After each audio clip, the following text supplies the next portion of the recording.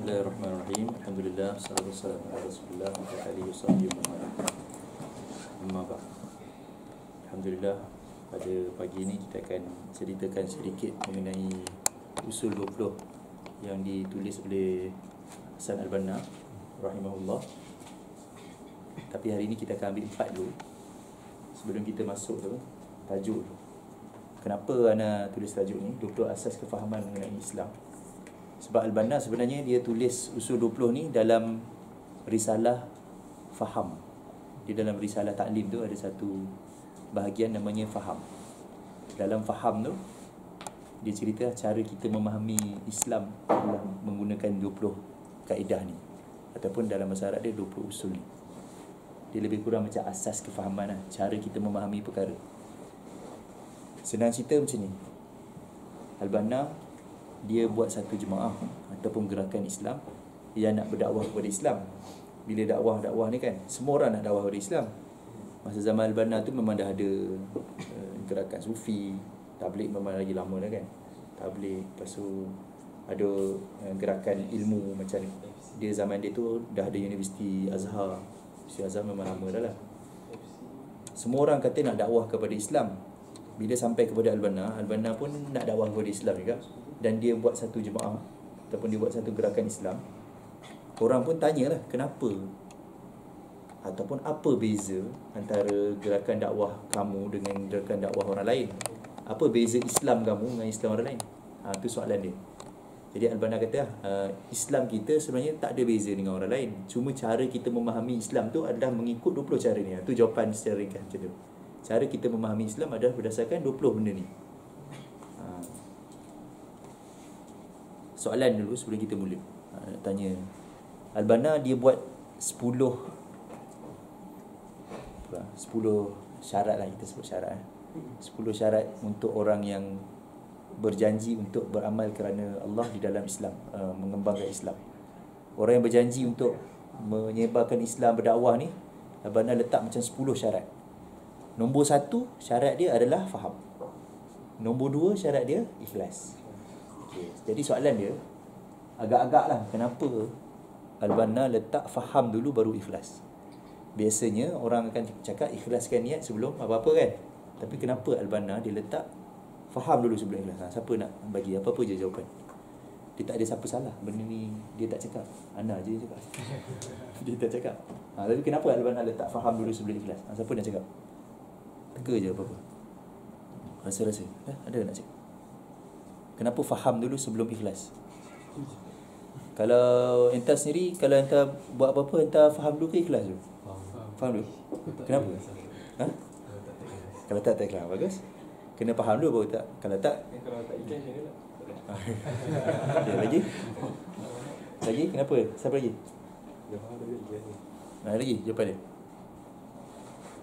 Tahu benda tu macam contoh dalam agama yang buat lebih baik, baru kita tahu, baru kita boleh ikhlas kan. Kalau ikhlas dulu jahat, ikhlas juga.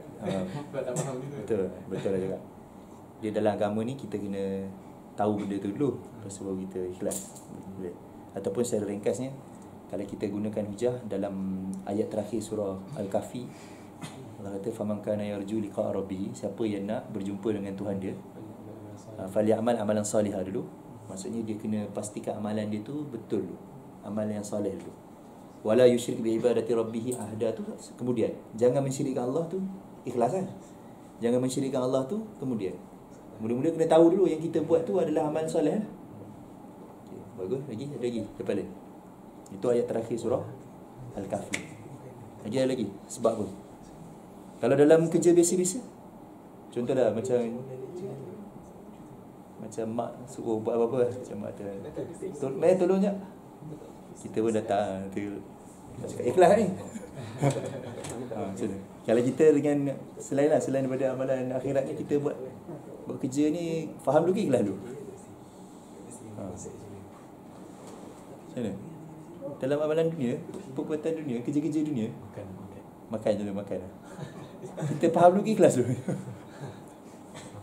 Faham dulu? Macam mana faham makan ni? Macam mana faham makan ni? Orang ni Kena kan makan lah. macam ni boleh lah. Ada lagi? Kenapa? Tak? Kadang-kadang kenapa? So kalau faham salah, so buat benda salah, ikhlas tu tak ada sekali.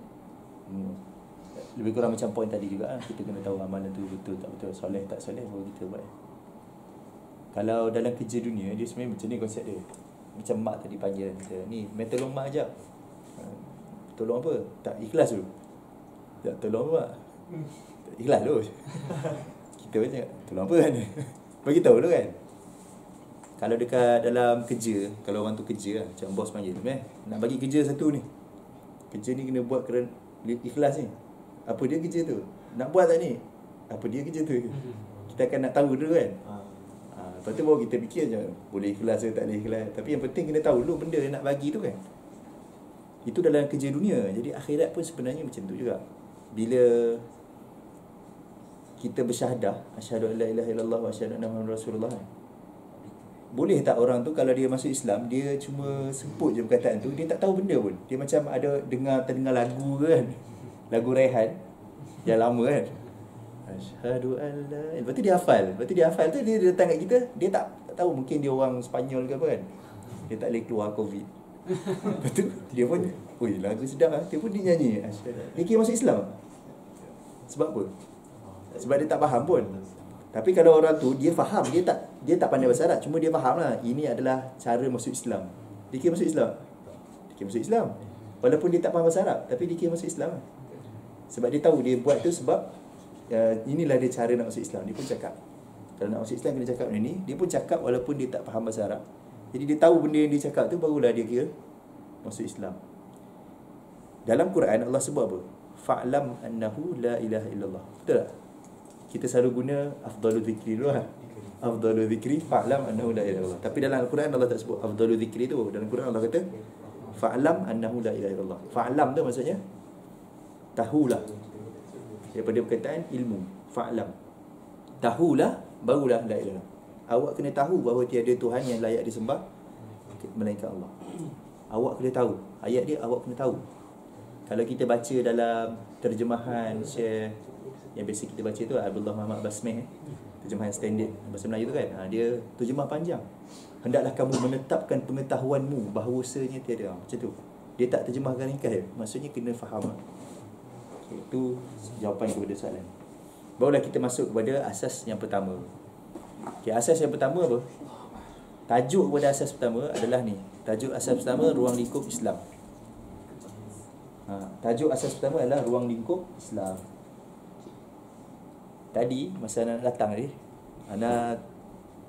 pagi tadi ada kuliah subuh, anak pakai jubah. Tu balik rumah siap-siap dulu kan. Tengok lama lagi nak ke 10 kan. Nak pakai jubah juga ke nak tukar baju lain? Pakai baju color ikram ke nak pakai baju color Pakatan Nasional kan? Okey dah lah. Tak apalah. Pakai baju lain lah. Gambar ni gambar apa?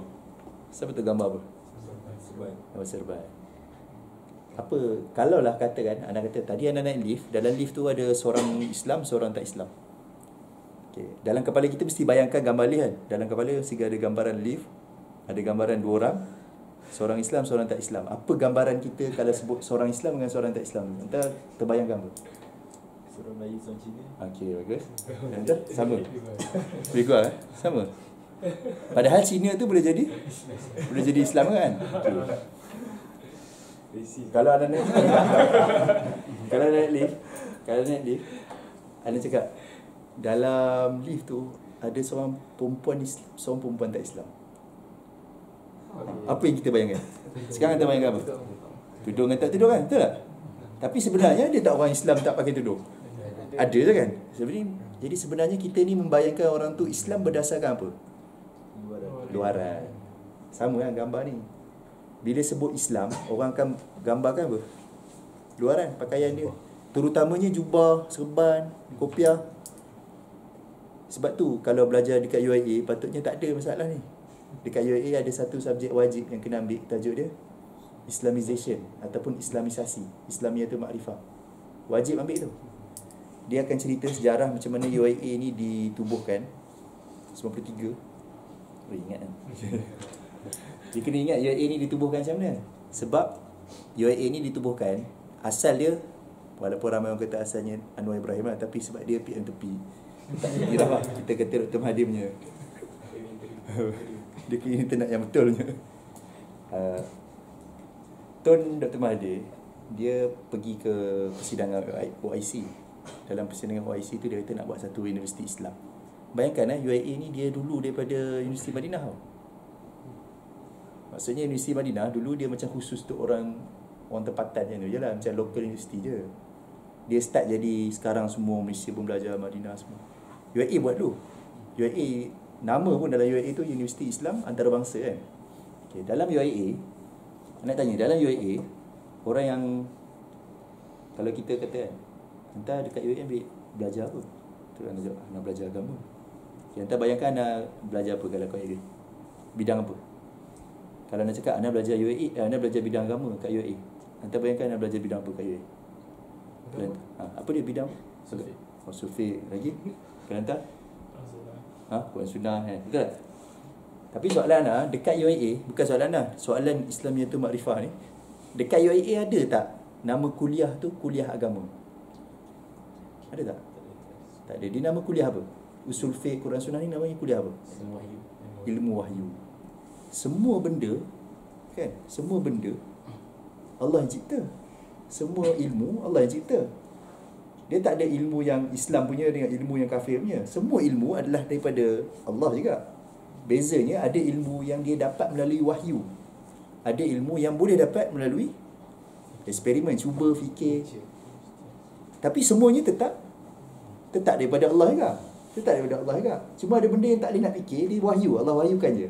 Terutamanya bab profesi. Profesi ni maksudnya kita bayangkan masa depan. Tu sebab tu Nabi, kita panggil dia Nabi. Nabi ni daripada bahasa Arab maksudnya nabak.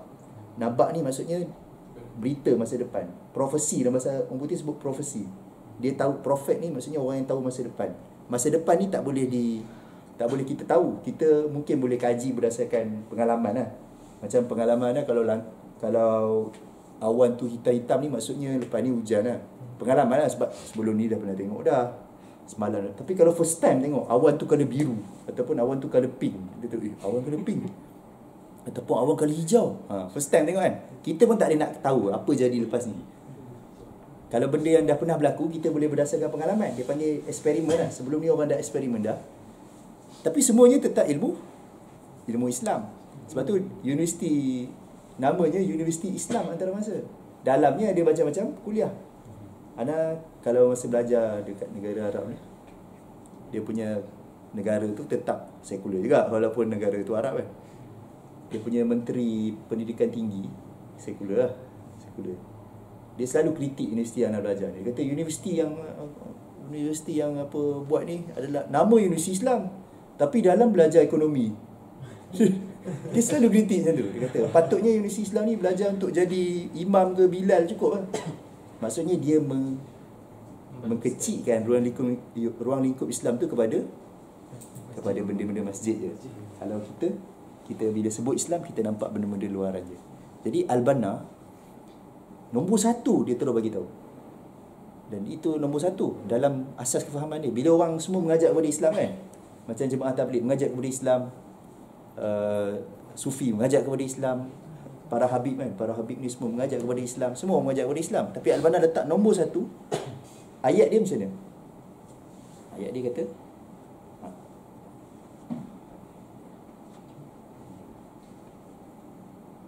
Islam adalah sistem yang lengkap. Daripada perkataan sistem tu pun kita dah nampak lah. Yang Al-Banna dia tak nak kata Islam tu agama yang lengkap. Dia kata agama tu sistem yang lengkap. Sebab perkataan agama tu, walaupun kalau kita ni sebab banyak yang dah terkesan dengan pemikiran Al-Banna daripada mula. Kalau sebut perkataan din, orang faham din ni apa?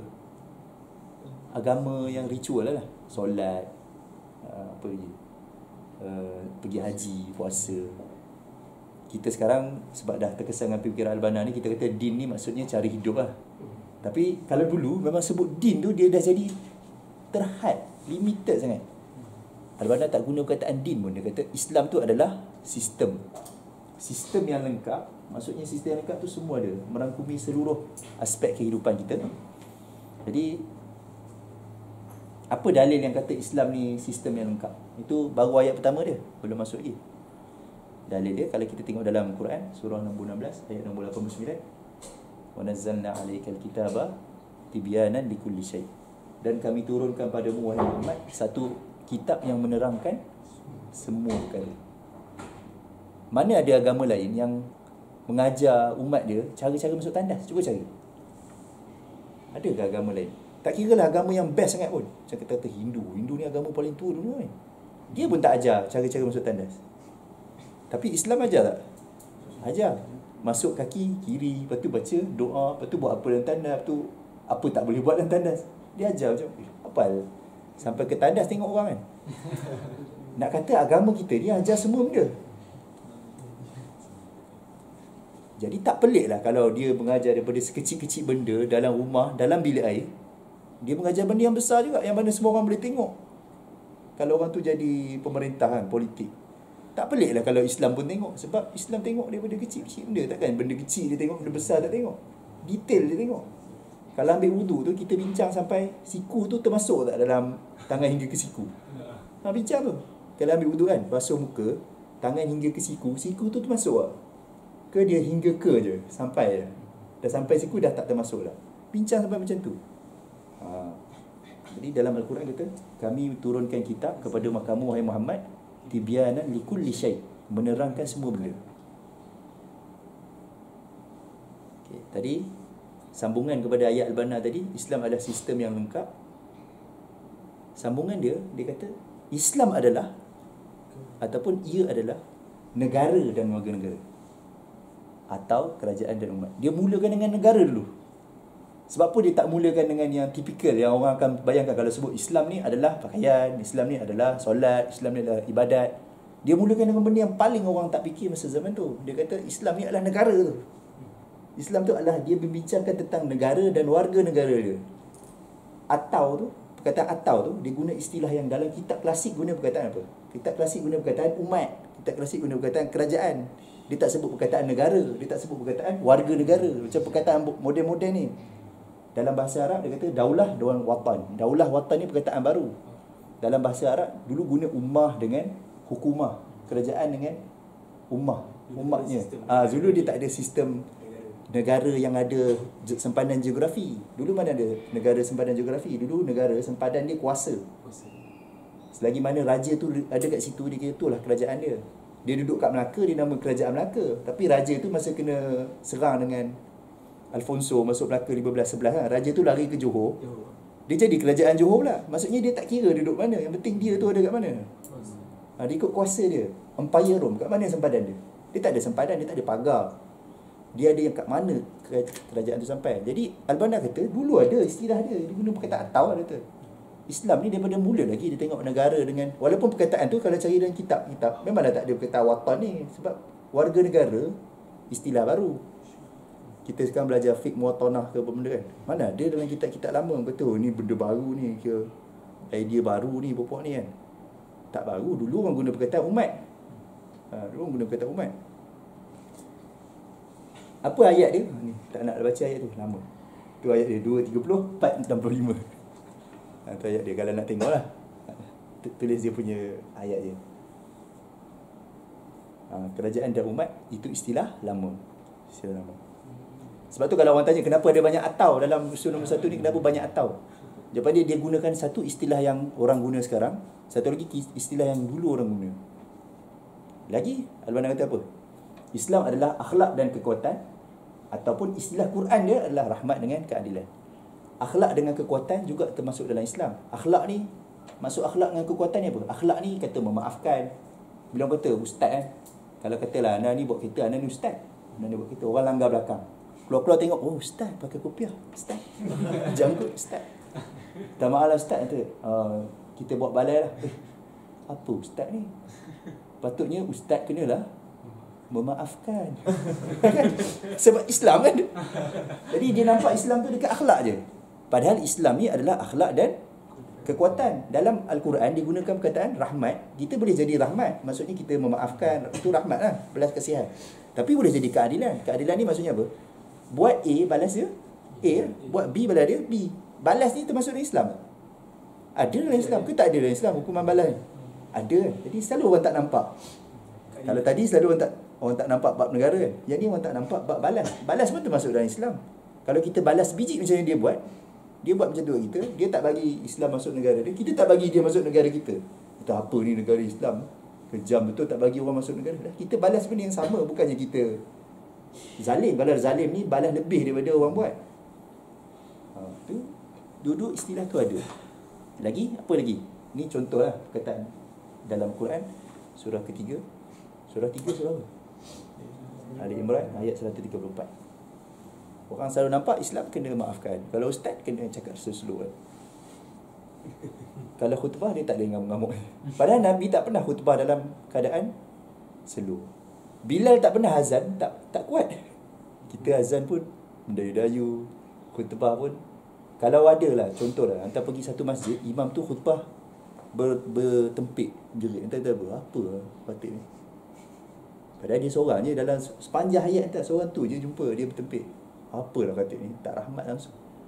Nabi tak pernah khutbah dalam keadaan tak bertempik. Sentiasa Nabi khutbah, sebab zaman tu tak ada mic kan. Tapi nak kata khutbah bersemangat lah. Poin dia semangat, bukannya kena menjerit lah. Menjerit pula. Nabi berkhutbah, sahabat kata mata Nabi merah. Kenapa merah? Sebab kuat, cakap kuat. Kita khutbah tu macam tak tahu benda. Sedar-sedar dah komat dah kan. Sedar-sedar komat dah. Semalam nasib baik semalam tak sempat kan. Baru nak tidur habis pula. Dalam Al-Quran guna istilah apa? Belas kasihan, rahmah dengan adil. Adil Adil ni maksudnya sama rata. Bagi balik sama, balas. Okey. Ni Islam adalah pengetahuan dan undang-undang, ataupun dalam istilahnya ilmu dan kehakiman. Maksudnya Islam ni dia bukan semata-mata kita suruh dia ubah sebab dia tahu benda tu. Islam juga ada bagi tahu benda tu berdasarkan undang-undang. Contohlah kita kata orang langgar lampu isyarat kan. Boleh tak dia bagi alasan dia tak nampak lampu isyarat? Dia boleh tak bagi alasan? Boleh tak? Orang tu langgar lampu. Dia langgar lampu. Lepas tu polis tahan kan. Betul-betul. Kenapa langgar lampu? Saya tak perasan lah ada lampu merah tadi. Boleh tak jawab macam tu? Kalau dia betul-betul tak perasan, boleh tak dia jawab macam tu? Dia kena sambat tak? Tetap kena juga. Walaupun dia betul tak nampak. Dia leka ke kan, dia tengah duk fikir masalah rumah tangga kan. Kat rumah tak cukup duit ke apa, dia tengah fikir semua. Dia terlanggar lampu isyarat kan. Dia tetap kena saman. Sama juga orang bawa speed limit lebih daripada had laju. Dia memang jahat sikit jalan macam 110, tiba-tiba 90, 110 balik. Kenapa 90 kat situ? Kita pun tak tahu. Tiba-tiba je dia 90 kejap, lepas tu dia 110. Polis pun saja je tunggu kat situ. Dia tunggu situ, dia pasang kamera situ. Bila kita ni, kita cakap, tak tahu pula kat situ 90 sekejap. Lepas tu 110 balik. Jalan yang sama, jalan yang lurus. Kan? Kita tak tahu. Tapi tak boleh guna alasan tak tahu ni dalam kehakiman. Dalam Islam ada tak macam tu? Ada. Orang yang duduk di negara Islam, dia tak boleh bagi alasan. Contoh dia minum arak, dia tak tahu pula arak tu haram. Sebab apa? Sebab apa tak boleh guna alasan tu? Sebab apa tak boleh guna alasan tu? Sebab negara Islam patut dia ada undang-undang mengenai arak. Orang yang contohlah, orang yang first time ni dalam hidup dia, first time pergi kedai mamak. First time. Mamak tak ada dah sekarang ni. Orang mamak. Dia nak beli rokok. Dia ni tak umur 18 lagi. Lepas tu mamak tu pun bagi juga. Waktu bagi, tiba-tiba ada orang nampak, orang ambil gambar, viral. Dia kata, saya tak tahu punya 18 tak boleh beli rokok. Dia tak sepatutnya tak tahu. Sebab apa dia tak sepatutnya tak tahu? Sebab benda tu undang-undang dan dia tertulis di mana-mana, merata-rata. Dekat kedai rokok tu memang tulis besar-besar 18 bangka kan.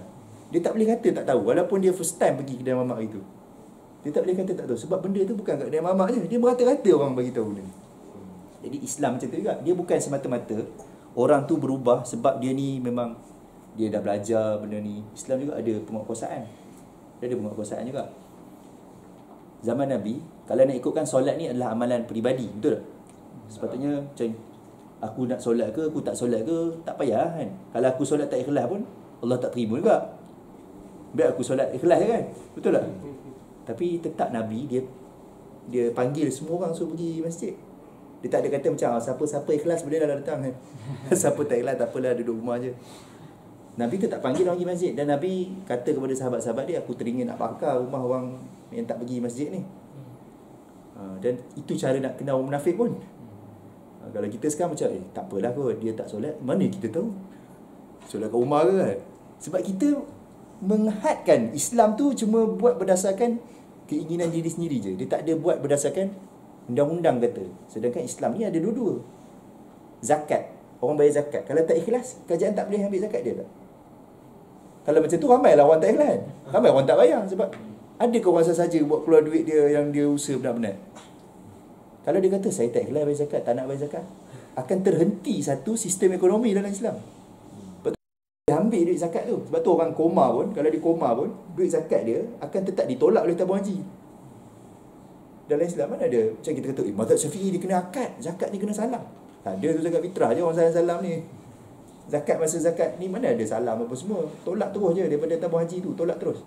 Dia tengah koma ke, dia tengah tak sedar ke, dia budak sekali pun, duit dia tetap kena tolak zakat. Sebab tu, sebab Islam ni bukan semata-mata buat sebab dia tahu, tapi ada benda yang Islam ni buat sebab undang-undang kata. Kalau tak dia akan terhentilah sistem ekonomi tu. Mana sumber lagi Islam? Patutnya Islam tak boleh ambil cukai kan? Tapi tengok keadaan lah. Tapi patutnya Islam tak ada cukai. Patutnya dia cukup dengan zakat tu. Tapi masalah dia, kalau macam sekarang zakat tak wajib kan? Zakat tak wajib. Kalau siapa bayar zakat atau tak bayar zakat, dia tak kena tangkap. Yang kena tangkap kalau dia tak bayar cukai. Kalau dia kata saya tak ikhlas, saya tak nak bayar zakat, akan terhenti lah satu sistem dalam Islam. Sebab semua orang nak berdasarkan ilmu je kan. Ilmu. Dia ada ilmu dan ada kehakiman. Dia ada ilmu, ada kehakiman. Ni dalam contoh ayat dia lah, 2:34-65.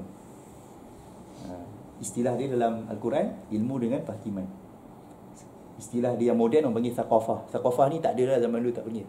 Thaqafah, konun ni semua, konun ni, hukum kanun Melaka lah. Kanun ni istilah baru. Dulu dalam Al-Quran ke apa benda dia sebut perkataan qada. Qadi. Qada. Okey. Ini pun sama juga. Islam adalah kebendaan dan harta ataupun usaha dan kekayaan. Maksudnya apa? Islam ni dia boleh jadi orang tu ada duit lah. Senang cerita. Ke tak boleh macam ustaz mesti bawa kereta? Maybe. Kalau ustaz bawa kereta mahal sikit? Tak boleh. Tapi jadi alasan ustaz lah, agama. Tapi macam tu lah jadi. Maksudnya kalau sebut bank Islam, contoh kalau sebut bank Islam, orang expect apa? Bank tu bagi pinjam tak ada langsung, tak bayar lebih langsung. Kira bank tu nak hidup macam mana? Dia kena ada akad yang nak boleh dia sustain. Dia nak sustain pakai duit apa? Dia kata orang faham bank Islam maksudnya bank kebajikan. Dia bukan bank kebajikan, dia cuma patuh syariah je, dia bukan buat kebajikan. Dia meniaga. Bank Islam ni peniaga. Macam orang kata orang meniaga kalau dia ni Muslim kan, macam Ana jual barang kan, ada orang siap tanya dia, ada apa tak bang? Kenapa dia tanya soalan tu? Kita boleh ke orang tu dia jual barang lebih daripada harga yang dia beli? Dah kalau macam tu, buat apa orang meniaga? Kan pening tu. Buat apa orang meniaga kalau dia jual sama macam harga yang dia beli? Macam Ana beli RM1, Ana jual RM1 pada. Apa nak meniaga? Tak meniaga. Tak ada apa-apa berkembang. Tak ada berkembang, jadi orang tengah je. Jadi orang banyak anggap Islam ni adalah macam pembantu je. Kita tolong orang. Datang beli kat kedai, kenapa? Ni mahal kan? Bukan dekat China harga dia RM2 je ke? Kenapa jual RM3? Dah kalau nak beli kat China, pergi lah beli kat China. Tak larang dia. Kalau nak buat lah, pergi sini kan. Pergilah beli kat negara China kan. Sekarang dah tak boleh lah. Itulah sokong BMF. Tapi itulah, maksudnya Islam dia ada usaha. Kita boleh usaha untuk dapat. Dan kita juga boleh dapat harta tu melalui faraid. Dia bukannya, Islam ni tak ada harta langsung.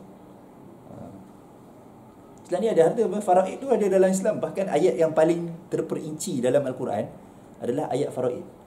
Mana ada ayat lain terperinci? Solat pun tak terperinci dalam Al-Quran. Al-Quran suruh solat macam mana? Macam waqimus solat lah. Dan dirikanlah solat. Ada tak dalam Al-Quran kata dan angkatlah takbir, kemudian baca surah Fatihah, kemudian tak ada. Yang paling terperinci dalam Al-Quran adalah ayat pasal harta, pasal faraid. Ayat paling panjang dalam Quran apa? Pasal riba, pasal hutang. Pasal hutang. Patutnya ayat, kalau kita bayang, ayat paling panjang Al-Quran mesti ayat pasal syirik ke, tauhid ke kan. Sebab itu yang orang bincang sekarang kalau sebut Islam kan. Okay, lagi. Ini contoh ayat lah. Tu, ayat panjang tadi 282, 275 tu kan. Kebenaran dan harta dengan usaha dan kekayaan. Islam juga adalah jihad dan dakwah, tentera dan ideologi. Jihad dan dakwah ni maksudnya apa maksud jihad dan dakwah? Ada tempat yang Islam sampai kat situ dengan cara berdakwah, pendakwah pergi semua. Tapi kalau dia tak bagi masuk, contohlah macam tentera Rom dulu, kerajaan Rom masa zaman Nabi, Empire Rom, dia tak bagi pendakwah masuk. Islam pergi dakwah, Nabi hantar surat pergi kat sana. Tapi kerajaan Rom, Raja Rom tak bagi surat tu masuk, tak bagi saya masuk pun. Apa yang Rasulullah buat? Macam, tak apalah, tak sampai dakwah okey lah kot. Dah buat dah amalan, cukup lah. Tak ada, Rasulullah hantar tentera lah. Hantar tentera supaya tentera yang tak bagi masuk tu bagi masuk. Lepas dah bagi masuk, sambung balik dakwah. Maksudnya dakwah kan. Bukanlah masuk untuk suruh dia masuk Islam tau. Untuk hapuskan barrier, halangan yang tak bagi pendakwah masuk tu. Macam sekarang orang kata kan, Amerika ni kita kira boleh perang tak dia? Dia tak halang kita masuk. Kita masuk boleh dakwah apa.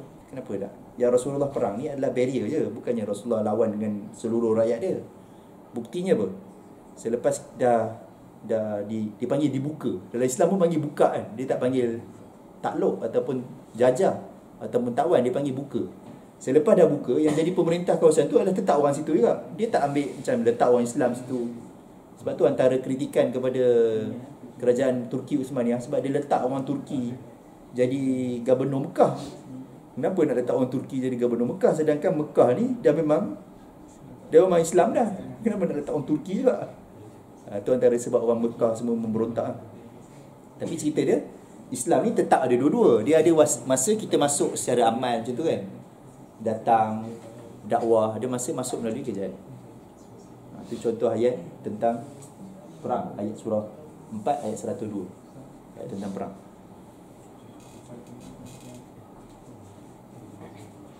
Okay, tengok cuba tengok ayat ni. Ini ayat terakhir dia. Apa beza dengan tadi? Ayat yang tadi, ayat yang banyak-banyak tadi. Ada perkataan apa? Lagi? Ada perkataan apa? Dia berkata sebagaimana. Sebab apa dia berkata sebagaimana? Sebab yang ni yang mula-mula orang akan fikir bila sebut Islam. Jadi dia mulakan dengan benda lain. Al-Banna mulakan dengan benda lain. Dia sebut negara lah, ekonomi lah, jihad lah, tentera lah, semua sekali. Macam juga Islam tu adalah ibadat. Maksudnya kita sekarang nampak bila sebut Islam, ibadat, akidah. Memang betul. Tapi yang lain pun tetap Islam. Dia seperti mana? Ibadat juga. Jadi ayat yang Al-Banna kata sebagaimana Islam tu adalah akidah yang benar dan ibadat yang sahih. Macam mana yang kita bayangkan bila nak sebut perkataan Islam tadi, ada orang Islam dalam lift tu, macam tu juga Islam yang lain. Jadi bila orang kata dia ni tidak melaksanakan Al-Quran, apa maksud tak melaksanakan Quran tu? Dia tak melaksanakan akhlak, sama kuat dengan dia tak melaksanakan hudud. Sebab semuanya Quran. Tolak satu, kira tolak semua. Bukannya tolak hudud je kira tolak Quran. Kalau dia tak berakhlak, tetap dia tolak Quran. Sebab dia menolak ayat Quran juga. Bahkan ayat akhlak lagi banyak dari ayat hudud, ada 4 je.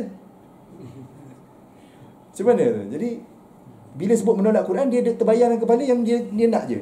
Dia tak bayang yang lain. Itu. Sebab tu Al-Banna kata sebagaimana Islam tu adalah ibadat yang benar dengan akidah, ibadat yang sahih, akidah yang benar. Semuanya sama. Dia punya penutup ayat dia. Semuanya sama. Okay, ini adalah usul yang pertama. Ini usul satu dalam Al-Banna. Ini contoh akidah yang benar. Akidah yang benar. Ayat ni 25-53. Dakwah 310. Sekarang ni orang bila bincang pasal Islam je lah. Sekarang kita ada forum Islam, ataupun kita akan buat sikit daurah tentang Islam. Kita akan bincang tentang akidah, akan bincang tentang ibadat, akan bincang ibadat, tafsir, ini tu lah. Fiqh, selalunya fiqh lah. Sebab tu orang Malaysia ni, dia kuat dengan, dia panggil negara Nusantara ni kuat fiqh. Negara Nusantara ni kuat fiqh. Orang dia kuat fiqh. Kalau kita pergi masjid, orang akan tanya sah ke tak je. Orang tak tanya Allah terima tak terima. Dia akan tanya sah ke tak je. Yang penting sah. Macam ada orang tanya, Ustaz boleh tak? Ada saya dengar Ustaz tu ajar sebelum kita baca sebelum baca amin, selepas kita baca Fatihah tu kan, waladdallin amin kan, sebelum kita baca amin ada Ustaz tu ajar baca rabbighfirli wali walidayya walil mu'minina yauma yaqumul hisab. Boleh tak kita baca macam tu Ustaz? Dia tanya boleh tak? Macam mana nak jawab? Dia boleh. Memang boleh baca macam ni, memang boleh. Tapi Allah terima tak tu, tak tanya soalan tu. Allah terima lah, Allah nak ke, Allah suruh ke? Tu tak tanya, benda tu tak tanya. Dia nak tahu boleh tak je. Macam ada orang kata, saya solat sepatutnya baca selepas solat ni kita baca astagfirullah. Tapi saya selepas solat saya kata astaghfirullahalazim alladzi la ilaha illa huwal hayyul qayyum wa atubu ilaih, dengan berlagu sekali. Boleh tak Ustaz? Dia tanya apa? Boleh tak? Bukan dia tanya Allah terima tak. Dia tanya boleh tak? Ini itu boleh sebab siapa nak kata tak boleh? Nak kata macam mana tak boleh? Benda tu memang boleh kan? Boleh lah. Tapi Allah terima tak? Adakah orang nak minta maaf orang dia nyanyi depan orang tu? Ada tak orang nak istighfar macam hantar teringat kat dosa, hantar tiba-tiba hantar nyanyi? Istighfar kan minta ampun dari dosa. Macam hantar duduk saja teringat dosa je. Oh dulu pernah masa form 5 tu kau ajar Ustazah. Teringat kan tiba-tiba nyanyi. Minta maaf. Kata apa? Maafkan kami. Maafkan kami. Ada tak orang macam tu? Tapi boleh tak? Boleh aja, memang boleh. Sebab kita ni fiqah, kuat fiqah. Kita kata kuat fiqah. Kita ni terlalu fiqah. Kita ni nak tahu benda tu sah ke tak je. Ibadat tu kena sah. Ibadat tu sah. Ambil wuduk tu sah. Orang tak tanya ambil wuduk tu pakai air curi, benda tak kisah. Yang penting sah ke tak je. Tak kisah benda lain kan. Sebab tu kalau orang curi ayam zaman dulu kan, zaman dulu selalu buat contoh ni. Orang tu curi ayam, tapi sebelum makan dia buat apa? Dia sembelih macam bismillah. Dia siap tanya lagi, putus tak ni? Ayam tu curi. Dia mula lagi, ayam tu ayam curi. Macam orang curi lembu kan, boleh musim-musim raya haji kan, orang suka curi lembu kan. Dia curi lembu, dia sembelih tak lembu? Sembelih. Bukan sekat sembelih, dia baca bismillah. Siap pastikan lagi urat tu putus. Sebab yang penting sah. Dalam Quran Allah siap sebut lagi, la yanalallaha luhumuha wala dima'uha. Bukan sampai ke Allah daging dia, bukan darah dia. Yang sampai ke Allah adalah takwa. Direct Allah sebut. Tapi tetap kita ni memang Nusantara ni kuat fiqah. Kalau baca Fatihah tu, kalau jadi imam lah. Sebab apa orang takut jadi imam? Kerana tak suka jadi imam. Kenapa tak suka jadi imam? Takut salah kat mana? Kat niat? Salah niat? Kenapa? Salah bacaan. Salah tajwid. Betul? Salah tajwid. Dia tak penting dia faham tak faham dia punya Fatihah tu. Dia tahu tak dia tengah cakap apa dengan Allah ni. Ihdinas siratal mustaqim, tunjukkanlah aku jalan. Tak penting. Yang penting betul makhraj dia tu. Betul makhraj dia. Tapi anda tak kata tak penting. Cuma anda gunakan bahasa Al-Banah sebagaimana. Maksudnya macam kita kata benda tu penting, macam tu juga yang lain tadi tu penting. Macam mana tu? Penting tak baca Quran dengan bertajwid? Penting kan? Macam tu juga penting faham Al-Quran. Kalau rasa penting benda tu, sama penting dia. Semua sama penting. Itulah beza usul nombor 1. Habislah usul nombor 1. Mudah je. Mudah je usul nombor 1. Habislah usul nombor 1. Sebenarnya usul nombor 1. Jadi sebenarnya usul nombor 1 ni, walaupun ramai orang kata tajuknya adalah kesyumulan Islam ataupun Islam yang menyeluruh, tapi anda letak tajuk apa tadi? Mula-mula saya ingat apa tajuk? Ruang lingkup Islam. Maksudnya Islam kan, kita kan maksudnya asas kefahaman kita tentang Islam kan, 20 cara ataupun 20 asas kefahaman kita tentang Islam. Jadi yang pertama, Islam yang kita nak bawa ni, Islam yang ruang lingkup dia kat mana? Sebab dia ruang lingkup kita adalah semua benda. Bila orang tanya, Ikram ni jemaah Islam tapi tak pernah nampak mempertahankan Islam pun. Islam yang mana yang tak dipertahankan tu? Islam dekat aspek siapa? Ruang lingkup siapa? Macam orang tengok Islam melalui teropong lah. Dia tak melalui mata, dia tengok melalui teropong. Memang nampak kat teropong dia lah kan. Kat sini-sini semua tak nampak dah. Dia tengok teropong, dia nampak yang depan je lah. Jadi kata Islam tak mempertahankan Islam. Ikram tak mempertahankan Islam. Islam yang mana tu? Islam yang aspek siapa? Maksudnya dia telah mengecikkan ruang lingkup Islam tu dekat Dr. Zakir Naik je. Tak mempertahankan Dr. Zakir Naik. Apa maksud tak mempertahankan Dr. Zakir Naik? Dia dah kena bunuh ke apa? Tak, dia tak boleh ceramah je. Maksud kalau tak boleh ceramah, maksudnya tak boleh berdakwah dah. Dia boleh tulis Facebook boleh tak? Kalau dia tulis Facebook ada kena tangkap ke? Dia boleh juga. Dia boleh buat video je kat rumah. Dia tak boleh ceramah umum je. Sama macam orang kata, kerajaan tak membenarkan seseorang tu berceramah atau berkhutbah kecuali dengan tauliah. Okey, melarang Islam. Melarang Islam lah. Susunan je, macam susunan. Kita buat susunan. Macam kita kata Mekah, nak masuk Mekah. Mekah tu kan kecil. Dia bukan, kalau kata dia besar pun, dia tetap satu tempat yang terhad. Nak dibandingkan dengan seluruh warga umat Islam di seluruh dunia, ada 3.5 bilion ni. Muat tak Mekah kalau seluruh umat Islam semua pergi Mekah? Mesti tak muat. Jadi dia letaklah kuota. Jadi bukan kata melarang orang buat haji. Ada je orang buat haji. Letak turutan je. Orang nak masuk dalam bangunan, kalau semua orang nak masuk, tak muat lah bangunan tu. Macam tu lah dia. Sama juga undang-undang tauliah ke apa pun, undang-undang pun letak undang-undang. Jadi apa maksud tak mempertahankan Islam tu? Itu yang kita tanya soalan tu. Apa benda maksud tak mempertahankan Islam tu? Semalam tak ada sembahyang Jumaat dekat Perlis kan? Kira macam mana? Kira macam tak ada sembahyang. Kira orang Perlis semua tak sembahyang esok. Tak sembahyang semalam. Tak solat ke semalam? Solat kan? Macam kalau kita Perlis, lepas solat tak berdoa. Betul ke tak berdoa? Dia tak doa kat mic, maksudnya tak doa. Macam hantar doa tak hari ni? Hantar doa hari ni. Hantar sini doa tak? Kita berdoa tak sepanjang hari? Tengah bawa kereta boleh doa? Boleh doa. Apa maksud tak doa tu? Maksudnya doa yang kita faham lah. Kita kata ruang lingkup kita dah kecilkan skop kita tu kepada apa yang kita nampak depan teropong tu je. Jadi yang Al-Banna kata, bila saya sebut dakwah kepada Islam, maksudnya apa? Maksudnya yang basic tu lah. Okay, sekarang baru pergi kepada usul nombor 2. Bila dah cakap macam tu, dah banyak kan benda kan.